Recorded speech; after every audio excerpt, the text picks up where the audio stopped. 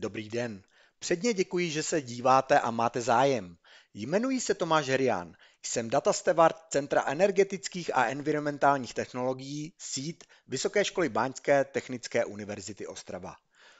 V následujícím videu si jednoduše a věcně ve 4 bodech vysvětlíme, jak svá data chránit a zabezpečit proti zneužití v průběhu recenzního řízení, ale také, jak si data bezpečně nasdílet v mezinárodním týmu. Otevřená věda se stává nutností nejen z hlediska financování projektů Evropské unie. Fair data se stávají nezbytná pro budoucí citovanost vědy jako takové. Jednoduše si proto vytvoř profil v repozitáři Zenodo pomocí přihlášení do svého ORCID účtu. ORCID je rovněž na Zenodo vhodné používat pro interaktivní vyplnění autorského týmu Creators. Jasně, co to jsou fair data? Prvně findability. Data dohledatelná, kdy vygeneruješ DOI a data tak vždy cituješ na konci svého článku. Accessibility, kdy jsou data dostupná nejen vědcům, ale díky vhodnému popisu v README souboru TXT jsou data hlavně strojově čitelná.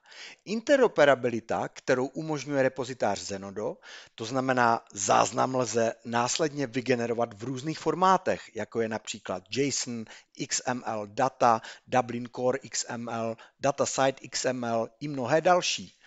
A konečně reusability, tedy opakovatelná užitelnost ve vědě, kdy bude vědecké výsledky nejen v budoucnu automaticky možné zahrnout do následné komparace, ale díky precizně připraveným otevřeným datům bude možná syntéza a skutečný průlom ve vědě. Je však rovněž nezbytné doplnit i veškerá metadata, to znamená informace spojené s daty nejen co do citací, ale i technických parametrů výzkumu. Podstatná je ochrana a zabezpečení úniku dat. Proto nejprve data sbíráme od autorského týmu do podoby draftu v Zenodo komunitě projektu. Případně si takovou komunitu vytvoříme pro každý článek zvlášť, kdy odkaz nasdílíme kolegům v zahraničí. Důležité, jakmile data se sbíráme a popíšeme v README souboru, vygenerujeme DOI, který citujeme v článku.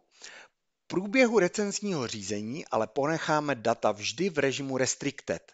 Taková data jsou vždy přístupná pouze členům dané komunity, kdy lze členství i měnit. Vlastník a manažer komunity mohou přidávat nebo odebírat práva jejím členům. Členové jsou tak buď kurátory a mohou záznam aktivně spravovat, nebo jej mohou pouze zobrazit, nebo svou roli již splnili a v komunitě tak již ani nemusí figurovat.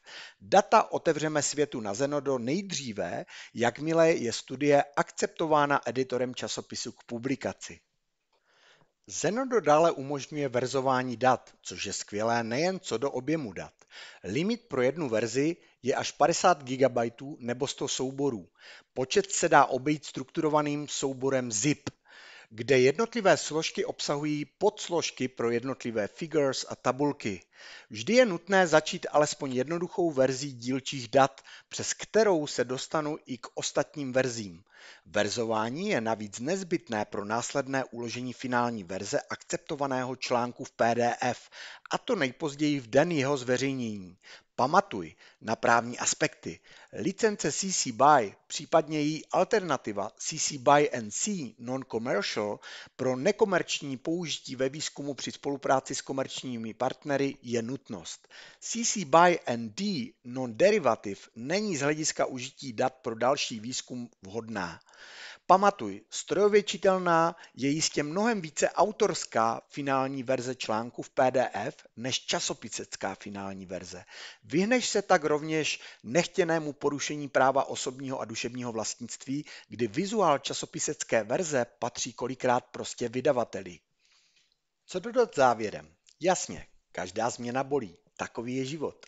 Tahle změna se nám ale ve výsledku mnohonásobně vrátí, proto pevně věřím, že vám tohle video dalo jasný návod, jak se Zenodo pracovat. Pusť si mě klidně znovu a znovu. Ještě jednou díky.